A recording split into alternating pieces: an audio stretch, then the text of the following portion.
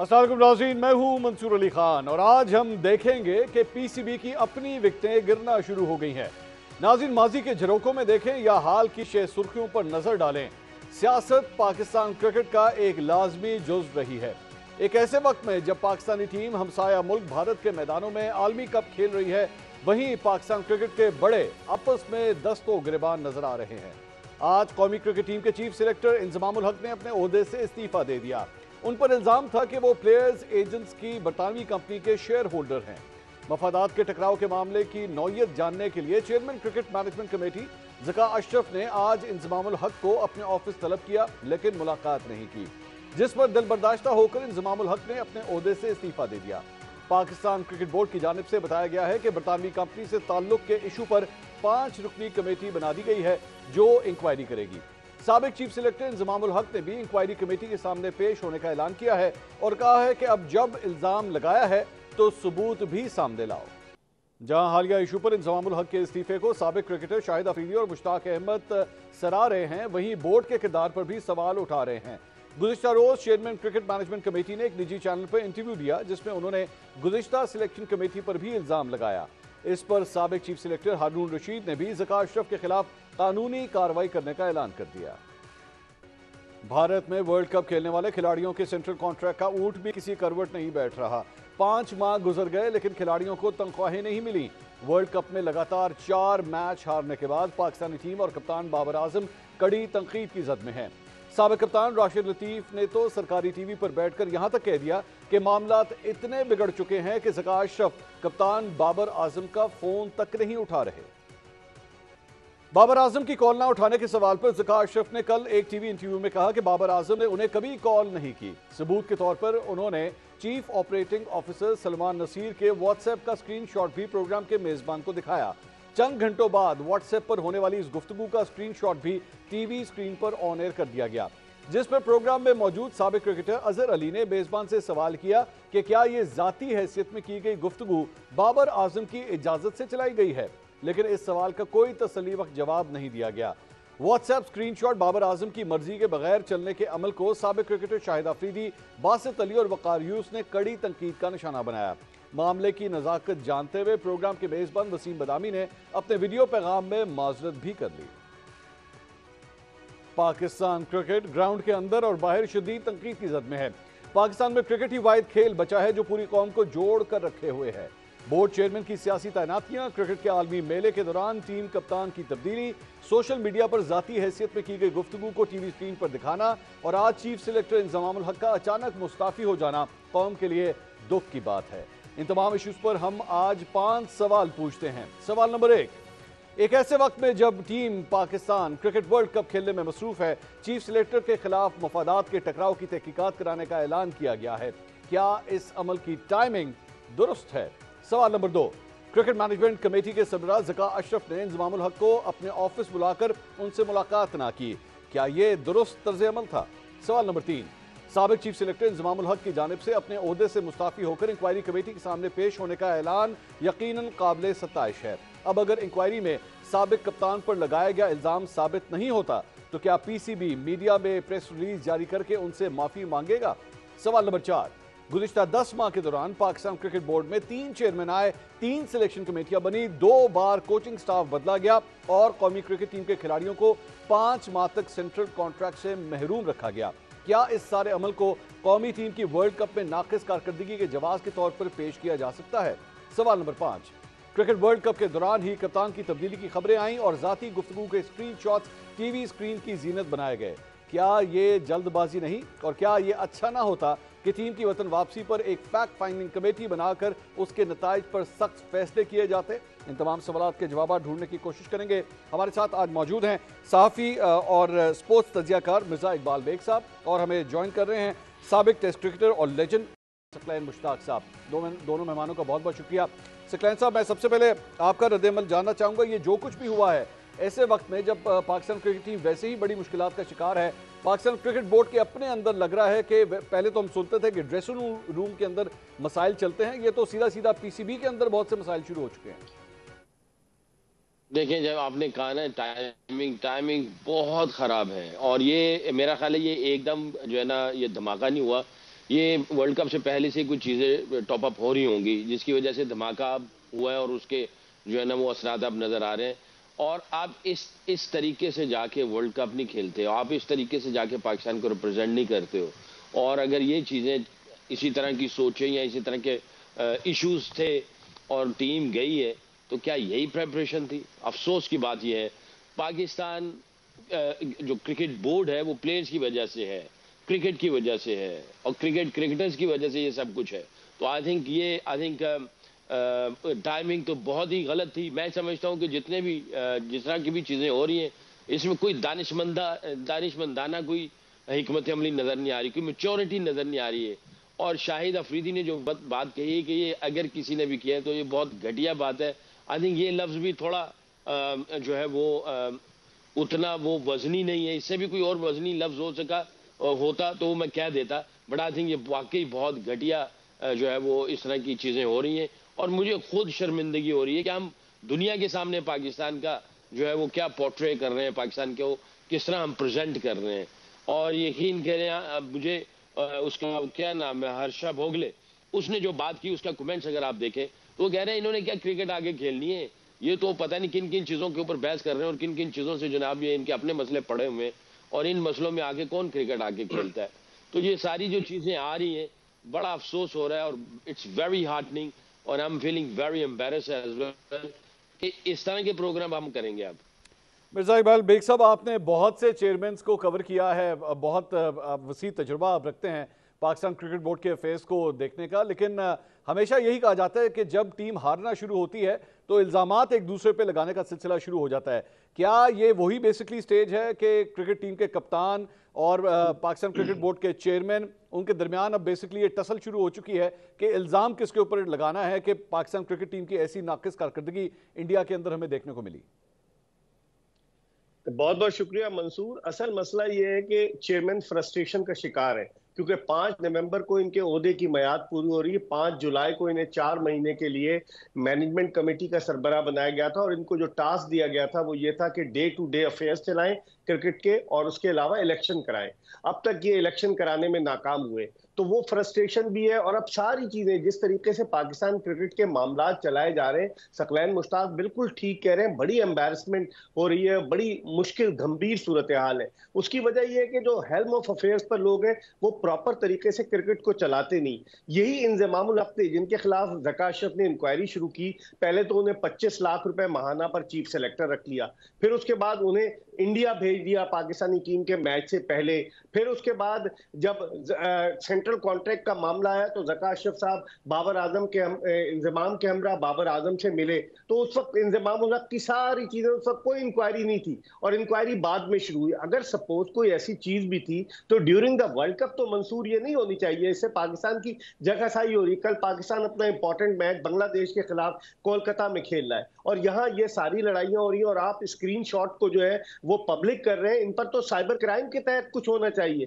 कि आप किस तरीके से किसी की प्राइवेट गुफ्तगू को जो है वो टेलीविजन पर या इंटरनेशनल मीडिया पर लेकर आते हैं। मैं समझ रहा हूँ मामला बड़े गंभीर है। पाकिस्तान क्रिकेट के मामला संभालने में ज़का अशरफ साहब हालांकि दूसरी इनिंग्स खेल रहे हैं, बुरी तरीके से नाकाम रहे, एक दूसरे पर इल्जाम दर इल्जाम। इससे पाकिस्तान क्रिकेट की मंसूर जितनी जगहसाई हो रही है उससे सबके दिल जो है वो बहुत दुखे हुए। सकलैन साहब, मामला अगर पाकिस्तान क्रिकेट बोर्ड के चेयरमैन के तौर पे आए तो ये भी एक तबका समझता है कि इस पोस्ट के ऊपर हमेशा एक साबिक क्रिकेटर को आना चाहिए, रादर देन के जो नॉमिनेशंस का सिलसिला है कमिंग फ्रॉम द टॉप, ये सिलसिला खत्म होना चाहिए और आपके पूरा जो वोटिंग का निज़ाम है, जिस तरीके से एक चेयरमैन पीसीबी बनता है, इस निज़ाम को तब्दील करने की जरूरत है।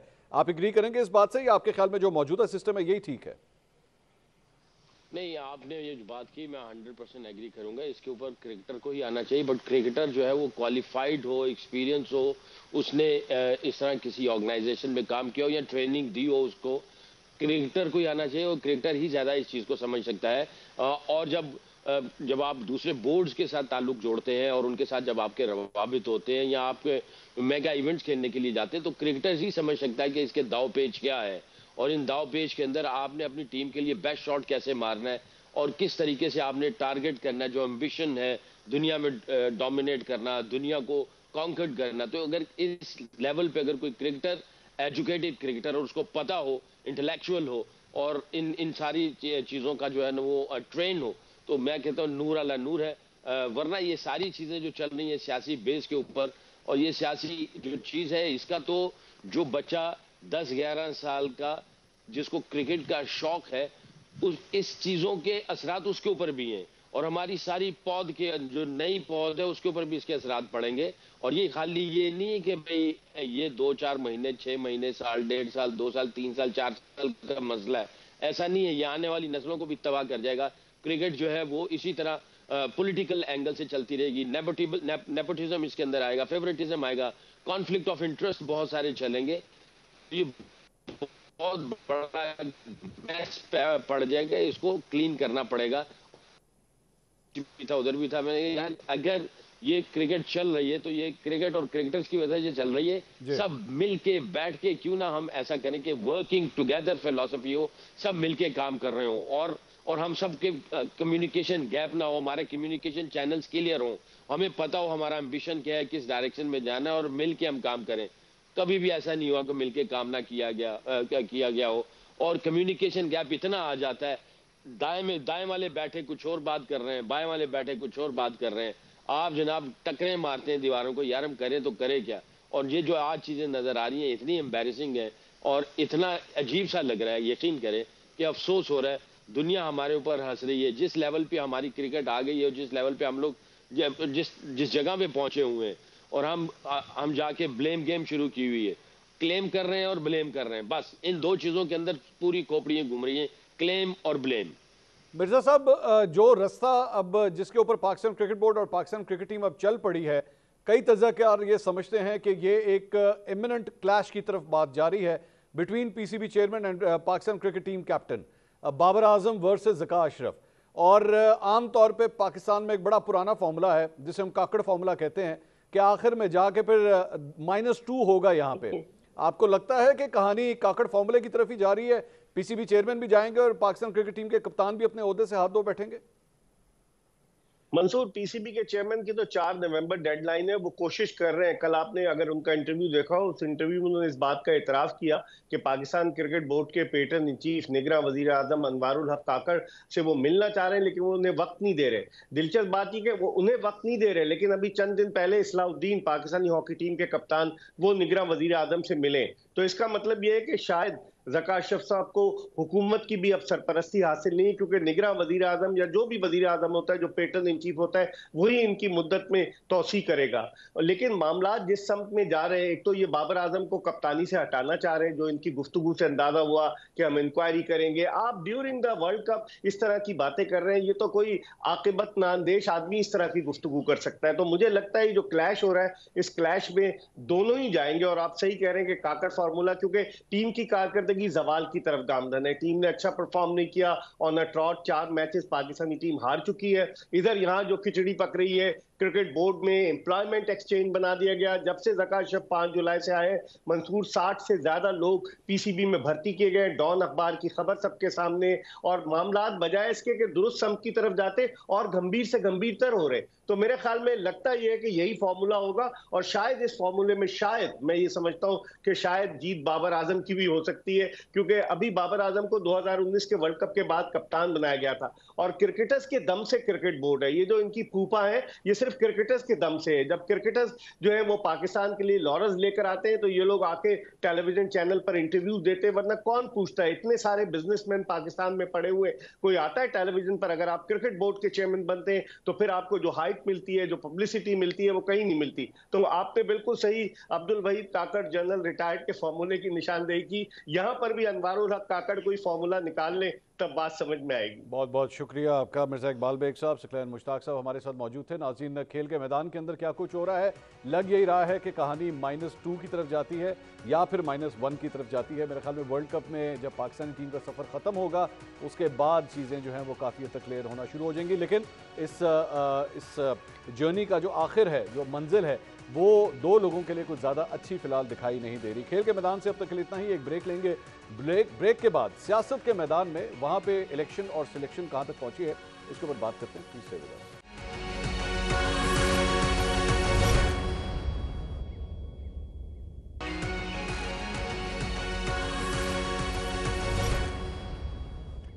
नाज़रीन welcome back after the break. खेल के मैदान के बाद अब कुछ सियासत के मैदान की बात करते हैं। पिछले हफ्ते पाकिस्तान तहरीक इंसाफ का एक वक्त मौलाना फजल रहमान से मिलने के लिए गया, जिसमें अली मोहम्मद खान और असद कैसर साहब शामिल थे। और उसके बाद बहुत सी चहमगोइयाँ शुरू हो गई सोशल मीडिया के ऊपर भी और पूरे पाकिस्तान के अंदर कि पाकिस्तान तहरीक इंसाफ की जानिब से पहला कदम उठाया गया है मफाहमत के हवाले से, दीगर सियासी जमातों से राब्तों के हवाले से। उसके बाद पाकिस्तान तहरीक इंसाफ की जानिब से एक प्रेस रिलीज भी आती है जिसमें कहा जाता है कि तमाम सियासी जमातों से राब्ते किए जाएंगे। क्या पाकिस्तान तहरीक इंसाफ अब अपना तर्ज सियासत बदलने जा रही है और क्या दीगर सियासी जमातें पाकिस्तान तहरीक इंसाफ की जानिब से उठाए जाने वाले इन इकदामात को सराहेगी, आगे से जवाब देगी या नहीं देगी? इसी के ऊपर मजीद बात करेंगे। हमारे साथ 3 सीनियर सियासतदान आज मौजूद हैं।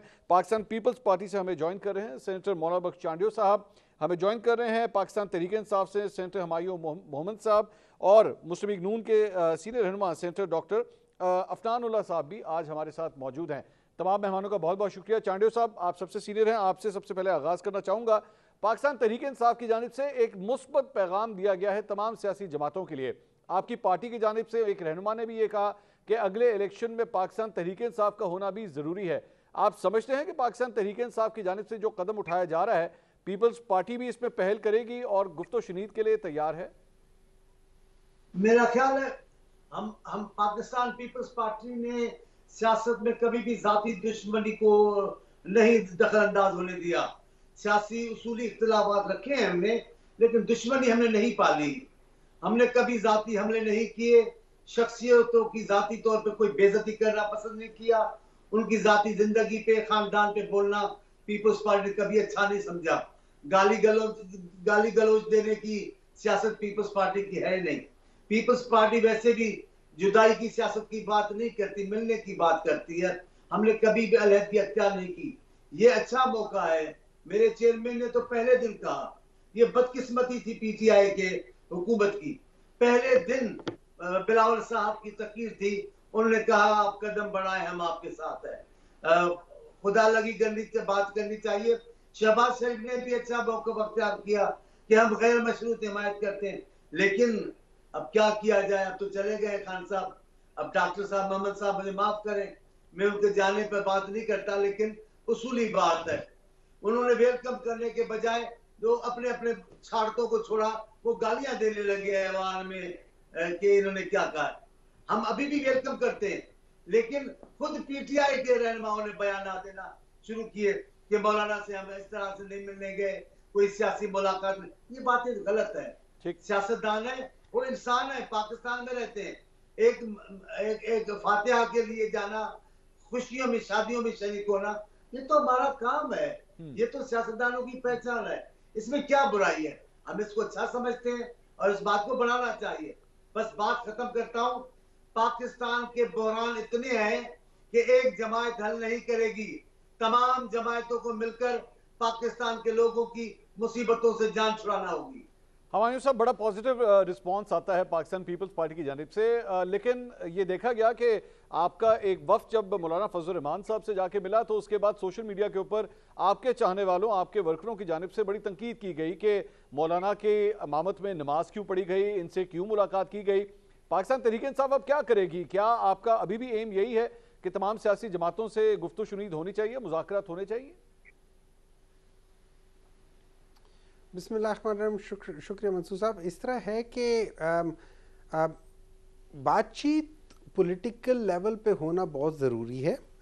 किसी के साथ अलायंस करना या किसी के साथ कोई शराकत करना, वो मेरा नहीं ख्याल कि वो पाकिस्तान तहरीक इंसाफ को करना चाहिए। मेरा ये ख्याल है कि पाकिस्तान तहरीक इंसाफ जो है ना, वो सिर्फ एक पॉइंट एजेंडा पे सारी पॉलिटिकल पार्टीज से बात करना चाहती है।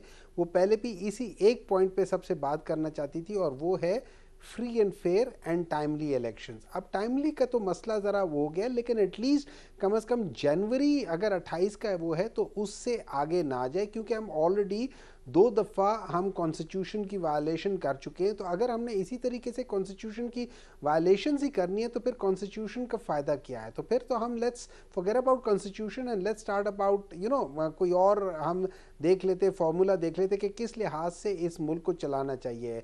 Would it be might, would it be what ever it is, पैसा होगा, क्या होगा, अमेरिका के साथ जो जो उनके साथ ज़्यादा अच्छा होगा वो होगा, या यूरोप के साथ होगा, या क्या होगा, तो फिर हम वो डिसाइड कर लेते हैं। लेकिन अगर हम लोगों ने एक आईनी तरीके से चलना है तो फिर the only binding force between all political parties is elections, and elections के साथ ही हम लोग आते, तो हम उस एक नज़रिए के साथ ही हैं। मैं उन अपने जो पीटीआई के वर्कर्स या पीटीआई के सपोर्टर्स या पीटीआई के चाहने वाले या जो भी आप उन्हें कह लें, मैं उनसे इस बात पे हम्बली रिक्वेस्ट करूंगा कि देखिए, अगर किसी की इमामत में नमाज पढ़ना है उसको बुरा ना कहो। जो शख्स भी है, आप हो मैं हूँ, हम में से कोई खड़े होकर इमामत कर सकता है, उसमें इसका कोई ताल्लुक नहीं है। हम लोग अल्लाह के सामने हाजिर होते हैं, इस चीज़ को कंट्रोवर्शियल ना करें। हाँ, मैं अपनी रिजर्वेशन है, मेरी अपनी भी रिजर्वेशंस थी कि मैं ये समझता था कि अगर हम लोग मिलना ही होता तो हम पहले ज़्यादा लाइक माइंडेड पॉलिटिकल पार्टीज़ के साथ मिल लेते जो कि इलेक्शंस टाइमली करवाना चाहते। मौलाना साहब तो इलेक्शंस करवाना नहीं चाहते, उनको तो सर्दी ज़्यादा लगती है तो वो कराना नहीं चाहते। मोहम्मद साहब, तो इस वजह से शायद मैं उनको प्रायोरिटी में ना रखता। ये जो मुलाकात थी, इसका मतलब आपकी बातों से मुझे लग रहा है क्या उसे इमरान खान साहब की अप्रूवल नहीं थी?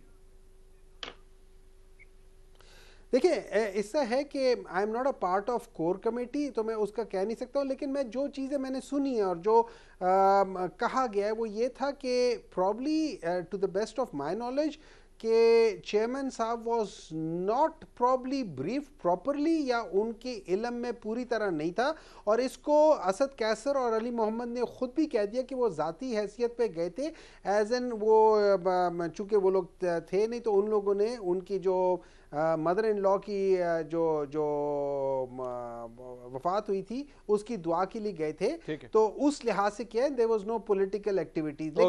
लेकिन मैं इस बात पे ज़रूर मैं कहूँगा कि अगर हमने इस मुल्क को आगे लेकर जाना है तो हमने दो काम करने हैं। हमने एक तो वो 1954 से जो एक किरदार आ रहा है और जिसको आज प्राइम मिनिस्टर साहब ने कहा हुआ है कि यहाँ के इलेक्शंस हमेशा के हमेशा मैनिपुलेट होते हैं और वो बने होते हैं, तो उस चीज़ को ज़ायल करने के लिए हमने वो जो इस्टेब्लिशमेंट का रोल है उसको किसी तरीके से ख़त्म करना है। नंबर 2, हमने फ्री एंड फेयर इलेक्शन जो ट्रांसपेरेंट हो, जो कि जैसे भी हो, कोई ये ना कहे कि यह आरओ का है, कोई ये ना कहे कि इसके अंदर फलानी चीज़ बैठ गई थी, या ये हो गया तो वो कहता है।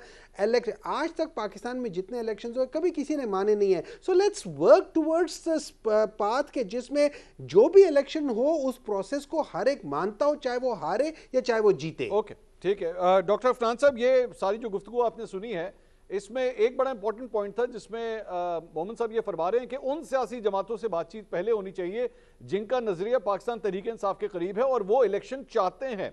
मौलाना फजल रहमान तो एक्चुअली इलेक्शन को डिले करवाना चाहते हैं। अफनान साहब, नवाज शरीफ साहब ने तो अपनी तकरीर के अंदर इलेक्शन का जिक्र तक नहीं किया।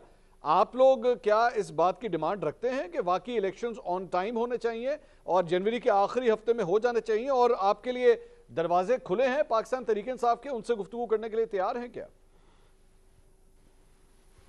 जी, बिस्मिल्लाहिर्रहमानिर्रहीम।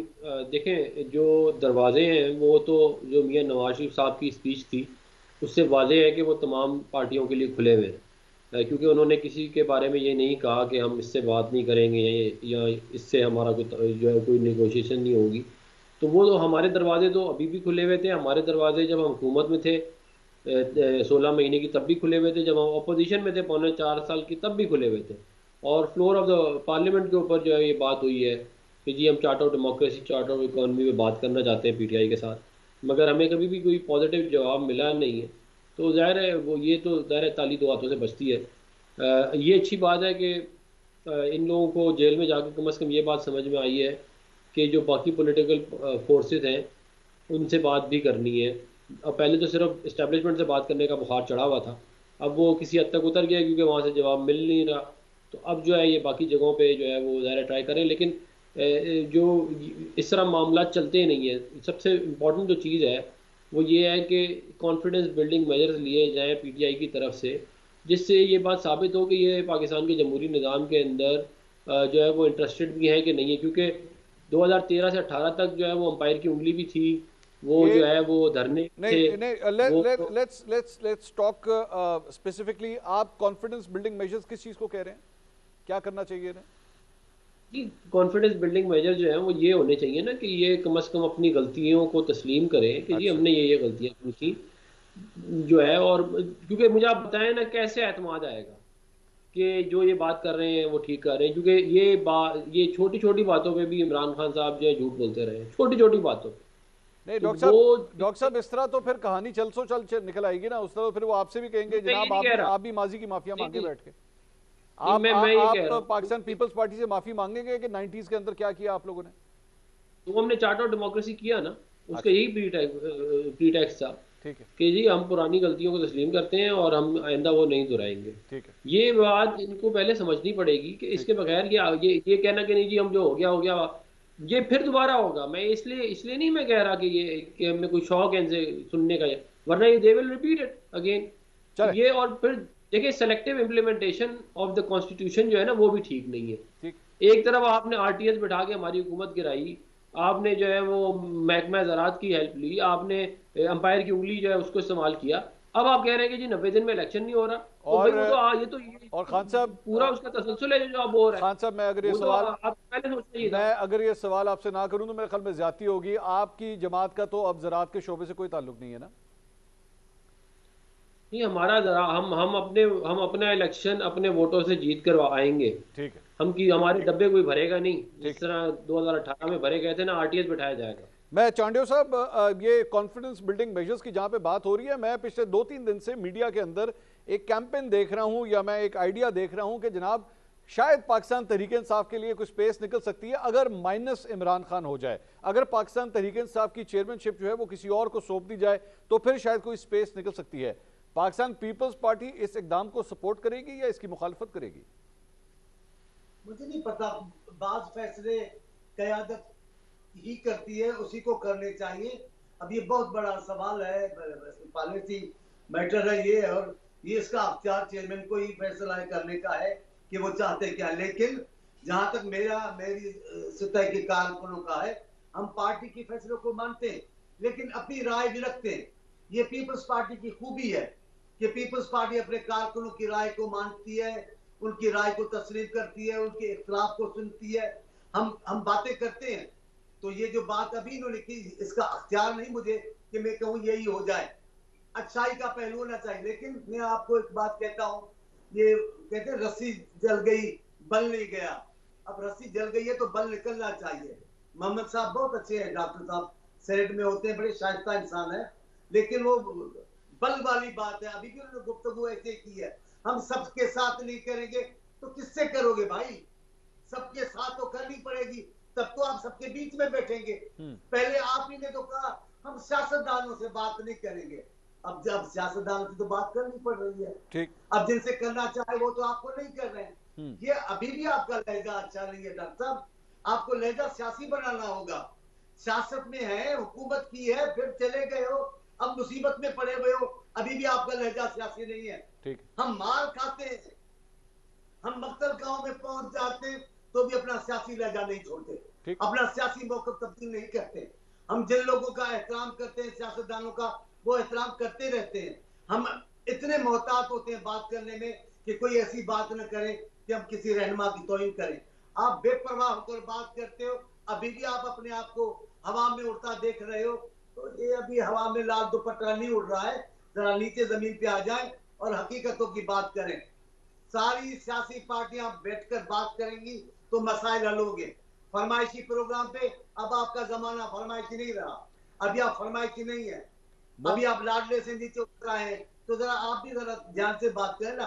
अभी आपने जो बात की सबको तकलीफ हुई होगी, मुझे हुई है कि जनाब हम यूं और यूं, लेकिन मैंने सीधी बात कर दी कि जनाब हम बात करते हैं, इंतखाबात होने चाहिए, मुनसिफाना होने चाहिए, गैर जानबदार होना चाहिए, सारी पार्टियों को शरीक होना चाहिए।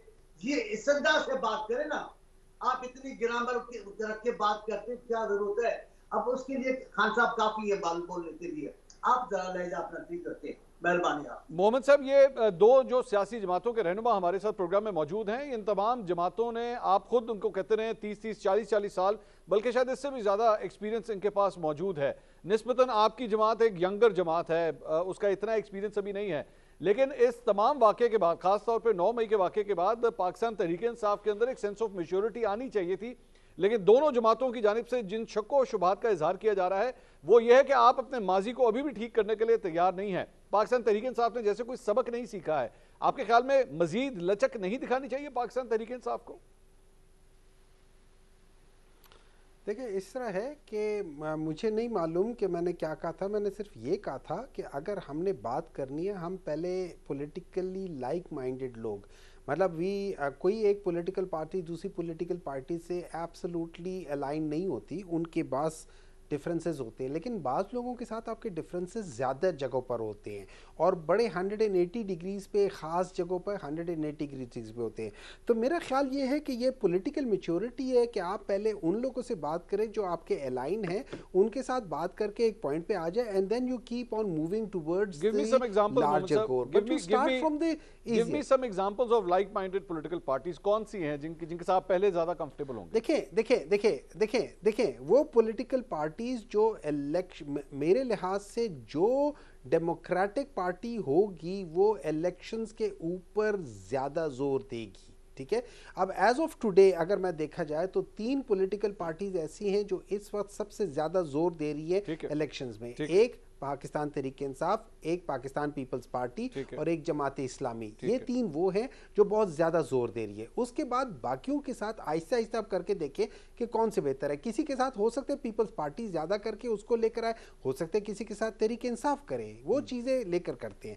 अब बात आ जाती है, जब हमने बात की वो चार्टर ऑफ डेमोक्रेसी की बात की, तो चार्टर ऑफ डेमोक्रेसी में जब इन लोगों ने साइन किया था उसमें इनका आर्टिकल 22 था कि वो ये था कि कभी ये जो एस्टैब्लिशमेंट है उसके साथ बात नहीं करेंगे। अच्छा, उसमें 2010 में भी और 11 में भी पाकिस्तान मुस्लिम लीग नून ने उसकी खिलाफ वर्जी की थी। अच्छा, एज ऑफ टुडे अभी भी ऐसा लग रहा है कि उन्होंने उस चार्टर ऑफ डेमोक्रेसी की खिलाफ वर्जी की है। अच्छा, उसके अलावा उसमें बाज़ और बातें भी इसी तरीके से थी जिसमें अगर देखा जाए तो चार्टर ऑफ डेमोक्रेसी के मतलब मनो अन उसको वो लोग फॉलो नहीं कर रहे।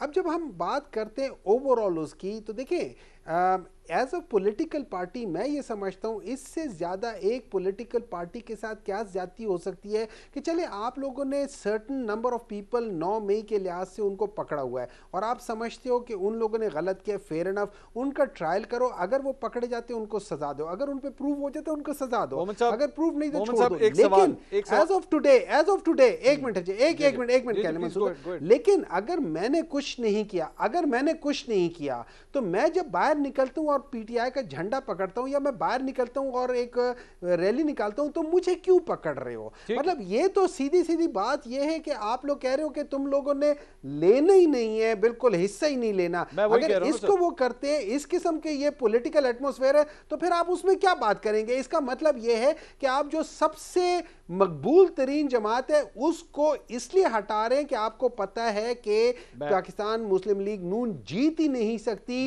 पंजाब में अगर पीटीआई हो, तो उन्होंने इनको हटाना है रास्ते से। मेरा एक सवाल ले लीजिए। आपने पिछले मेरे सवाल के जवाब में आपने कहा था कि आपके जो भी मुज़ाकरात हो उसके 2 पॉइंट एजेंडा होने चाहिए, जिसमें से पहला आपने कहा कि किसी इलेक्शन के अंदर जो है वो एस्टैब्लिशमेंट का रोल नहीं होना चाहिए। Is that correct? You stand with your word? ऐसे ही है ना?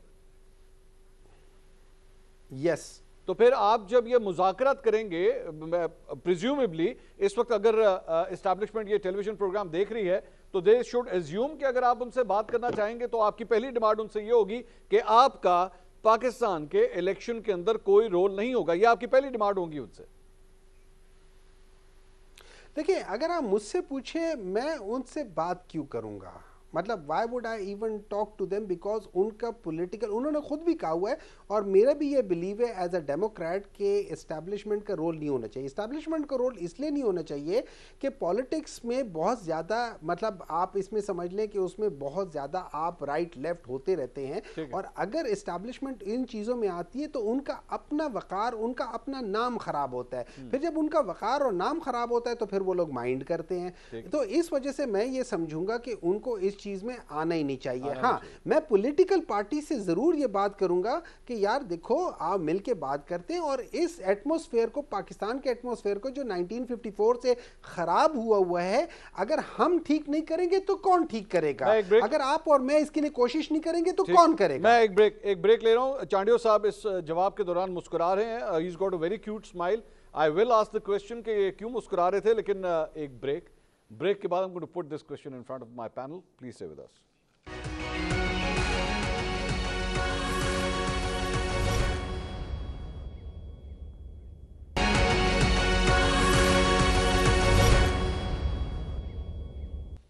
Welcome back after the break से पहले हमायूं मोमिन साहब हमें फरमा रहे थे कि मैं एस्टैब्लिशमेंट से ये कहूँगा कि आपका इलेक्शन के अंदर रोल नहीं होना चाहिए और हमें ख़ास तौर पे कैंपेनिंग करने की पूरी इजाज़त होनी चाहिए। अफनानुल्लाह साहब, ये तो काफ़ी हद तक आपके नज़रिए के करीब नहीं आ गए, जिसमें आप फरमाया करते थे कि वोट को इज्जत दो और इलेक्शन फ्री एंड फेयर होने चाहिए। मेरा ख्याल में तो आपके और तहरीक इंसाफ में कॉमन ग्राउंड नज़र आना शुरू हो गया है। जी बिल्कुल, मैं ये इनकी बात से मैं इत्तफाक करता हूँ सेनेटर मेमन साहब की, कि उनका रोल जो है वो नहीं होना चाहिए एस्टेब्लिशमेंट का इलेक्शन प्रोसेस के अंदर, क्योंकि ये इलेक्शन इन इटसेल्फ एक बहुत कंट्रोवर्शियल हो सकता है, होता भी है। और जो ये वोटिंग का प्रोसेस है, काउंटिंग का प्रोसेस है, ये भी बड़ा कंट्रोवर्शियल होता है। इसके अंदर आप अगर ठीक काम भी करेंगे तब भी आपको लोग जो है वो दूसरी पार्टी आपको अच्छा नहीं समझेगी। इसलिए बेहतर यही है कि इस प्रोसेस के अंदर जो है वो किसी किस्म की इंटरवेंशन ना हो, सिविल इदारे जो हैं वो इसको लेके चले और जो इलेक्शन का रिज़ल्ट आए उसको खुले दिल से तस्लीम किया जाए। और ये एक अच्छी चीज़ है जो मैं समझता हूँ कि उसमें से एक जो मतलब के मसाइल में से एक अच्छी चीज़ निकल आई है, तो वो यही है कि जो हमारा नारा था, जो जिसके ऊपर हमने अपनी पूरी कैंपेन चलाई थी, उसका जो फ़ायदा ये हुआ है कि इनको भी ये बात समझ में आ गई। तो अफनान साहब, मियाँ साहब लाहौर पहुंचने वाले हैं, तो दावत दे दें पाकिस्तान तहरीक इंसाफ को, करें इनके साथ बैठें। मेरा ख्याल में तो जिस दिन आप ये करेंगे, स्टॉक मार्केट देखिएगा कहाँ से कहाँ जाएगी। जो एक हैजानी कैफियत बरपा है पूरे मुल्क के अंदर, उसमें काफ़ी हद तक मेरा मसाइल हल हो सकते हैं। क्या ख्याल है? देखिए, बात ये है कि जो बातें कोर्ट रूम से आई हैं, जब मियाँ नवाज शरीफ साहब की तकरीर थी, वो पॉजिटिव तकरीर थी, आपको याद होगा, उन्होंने किसी के बारे में कोई ऐसी बात नहीं की। मगर जो बातें रिपोर्ट हुई हैं वो ये हुई हैं कि ये चेयरमैन पीटीआई जो है ये आए, इन्होंने कहा देखें जी नेल्सन मंडेला वापस आ गया है, मुबारक हो। तो और फिर उसके बाद ये जो है ये भी उनके जो ऑफिशियल ट्विटर अकाउंट्स हैं उधर से ट्वीट हुई हैं कि जी लोग बाहर निकल आएँ, अगर अभी नहीं निकलेंगे तो फिर कब निकलेंगे, और बाहर निकलें और स्ट्रगल। तो इस मतलब कोई भी इनकी बातों से जो है वो मुझे नहीं, इमरान खान साहब की बातों से मुझे नहीं लगा कि वो कोई जो है वो मसलिहत और वो कुछ सबको साथ लेके जाने वाले जो मामला है उसको उनकी समझ में आई है। वो अभी भी अपनी एक जो गर्दान है उसकी के ऊपर वो लगे हुए।